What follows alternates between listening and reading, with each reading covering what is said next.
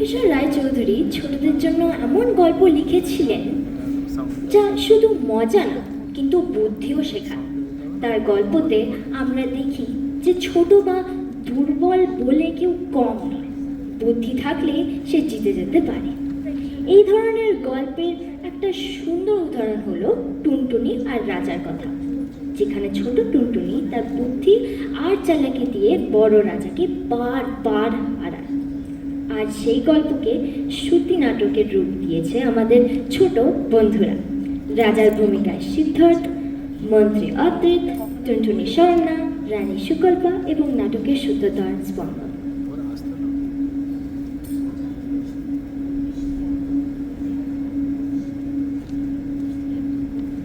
স্টেজে নিয়ে আসি আমাদের সিদ্ধার্থ, মন্ত্রী অদ্রিত, টুনটুনি স্বর্ণা, রানী সুকল্পা এবং নাটকের সূত্রধর স্পন্দন।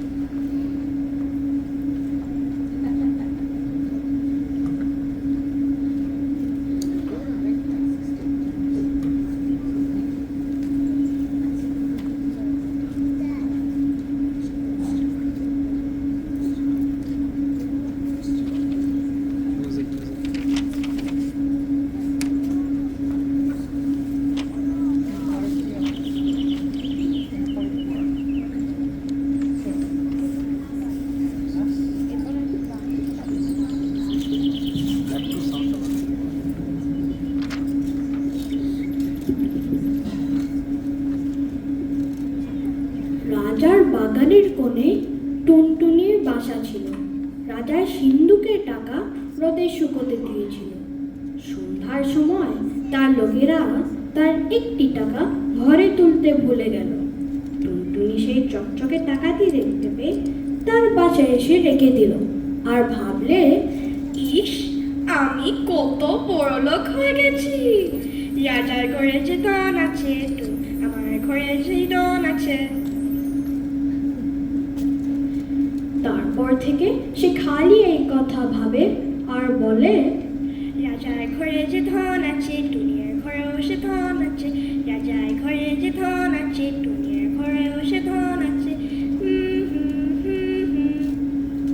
রাজা তার সভায় বসে সে কথা শুনতে পেয়ে জিজ্ঞেস করলেন, হ্যাঁ রে, পাখিটা কি বলছে রে? সকলে হাত জোড় করে বলল, মহারাজ, পাখি বলছে আপনার ঘরে যে ধন আছে, ওর ঘরেও নাকি সেই ধন আছে। শুনে রাজা খিলখিল করে হেসে বললেন, দেখ তো ওর বাসায় কি আছে। তারা দেখে এসে বললে, মহারাজ, বাসায় একটি টাকা আছে। শুনে রাজা বললেন, সে তো আমারই টাকা, নিয়ে আয় সেটা। তখনই লোক গিয়ে টুনটুনির বাসা থেকে টাকাটি নিয়ে এলো।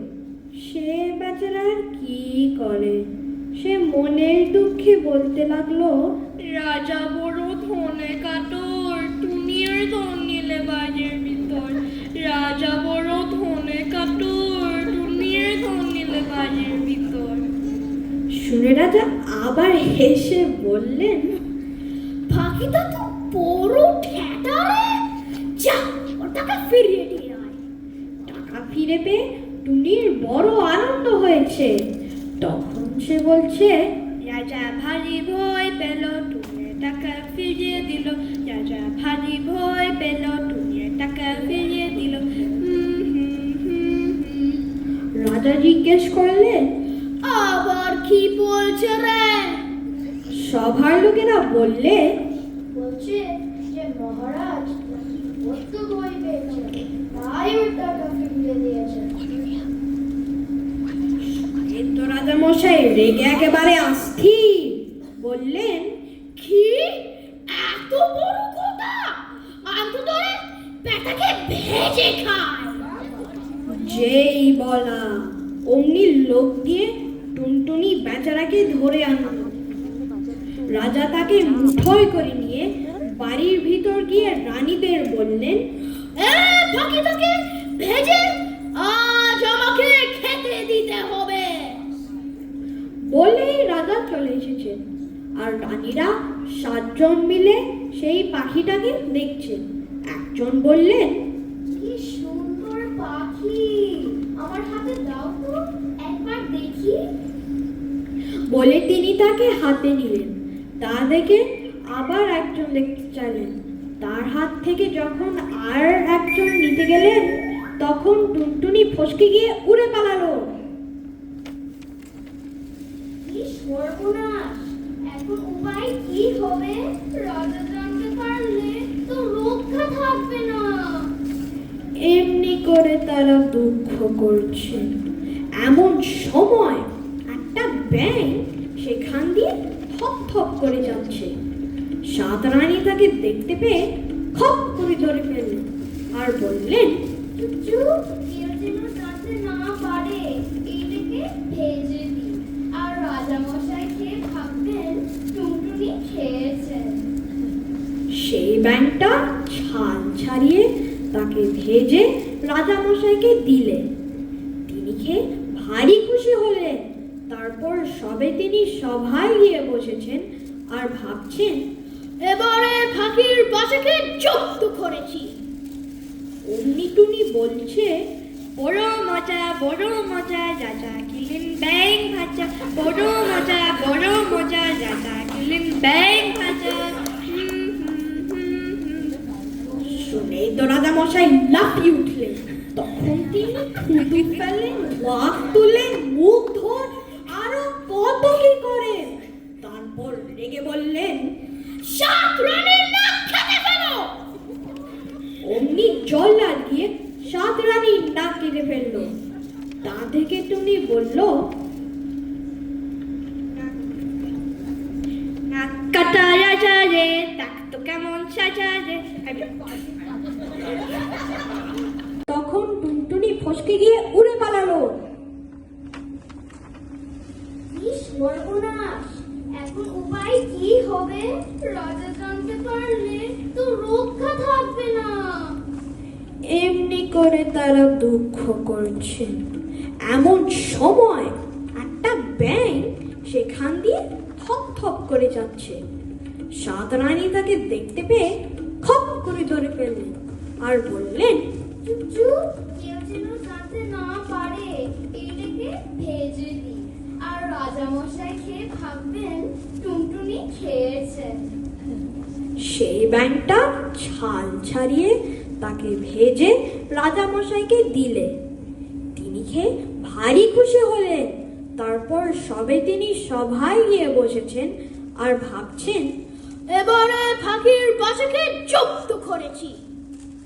অমনি টুনি বলছে, বড় মজা রাজা খেলেন ব্যাং ভাজা, বড় মজা রাজা খেলেন ব্যাং ভাজা। শুনে তো রাজামশাই লাফিয়ে উঠলেন।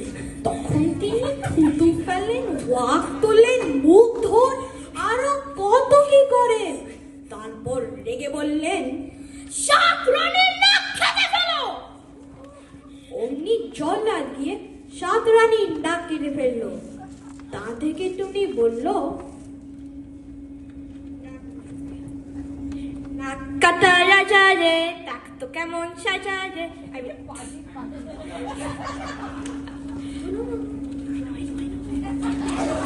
Okay, keep going. My bad, sorry y'all. এক টুনিতে টুনটুনালো, 7 রানীর নাক কাটালো।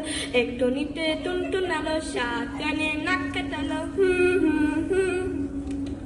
তখন রাজা বললেন, আর বেটাকে ধরে এবারে গিলে খাবো, দেখি কেমন করে পালায়। টুনটুনিকে ধরে আনলো। রাজা বললেন, আর জল। জল এলো।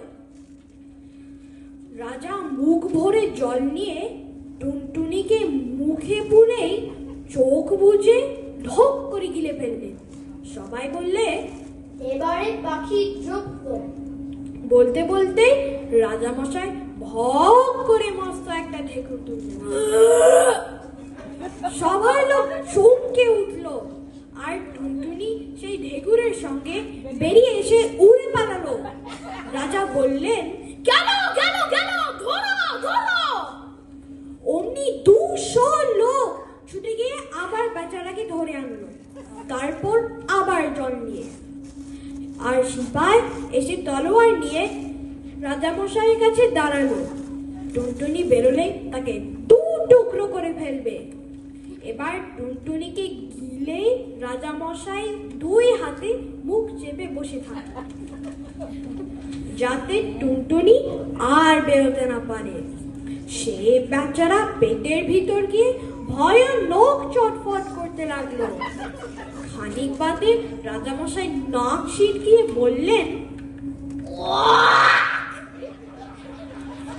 অমনি টুনটুনি শুদ্ধ তার পেটের ভিতরে সকল জিনিস বেরিয়ে এলো। সবাই বললেন, সিপাই সিপাই মারো মারো পালালো। সিপাই তাতে থতমতকে তলোয়ার দিয়ে যেই টুনটুনিকে মারতে যাবে, অমনি সেই তলোয়ার টুনটুনির গায়ে না পড়ে রাজামশাই নাকে পড়ল।